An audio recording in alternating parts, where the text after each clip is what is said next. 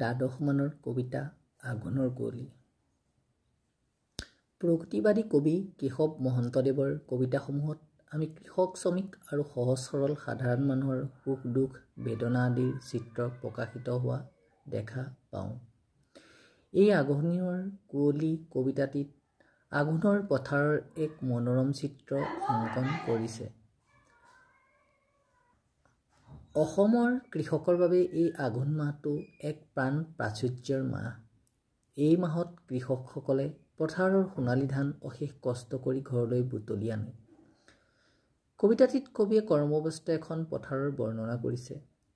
তাৰ মাজত গাঁৱলীয়া কৃষক ডেকা গাভৰুৰ জীৱন, সহজ সৰল প্ৰেমৰ চিত্ৰ, প্ৰেমৰ পথত অহা বাধাৰ দ্বাৰা সৃষ্ট দুখ বেদনাৰ প্ৰকাশ ঘটাইছে।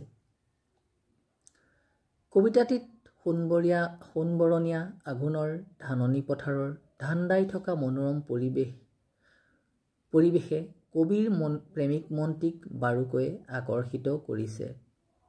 কৰ্মব্যস্ত পথাৰখনত কবিয়ে হাতত কাঁচি লৈ মূৰত খোপা বান্ধি অহা দাৱনীসকলৰ হাঁহি ধেমালি আৰু তাৰ মাজতে বিভিন্ন চলৰে ডেকাসকলে নিজৰ প্ৰেয়সী দাৱনীৰ কাষ চপাৰ কল্পনা কৰি আঘোণৰ পথাৰৰ সুন্দৰতাক আৰু আকৰ্ষণীয় কৰি তুলিছে।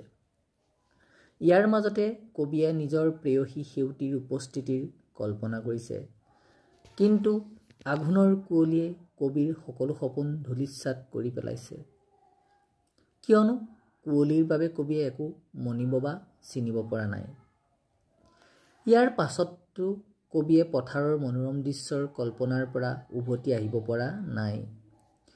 কবিয়ে পথাৰৰ গাঁৱলীয়া সমাজৰ তামোল খোৱা ডাঙৰি বন্ধাৰ চলৰে ডেকাসকলৰ গাভৰু দাৱনীৰ কাষ চাপি অহা সুন্দৰ ছবি দাঙি ধৰিছে। আঘোণৰ পথাৰৰ আকাশেদি উৰি যোৱা বনৰীয়া বনহাঁহজাক দেখি ডেকাসকলৰ মন প্ৰেয়সীৰ ওচৰলৈ উৰি যায়।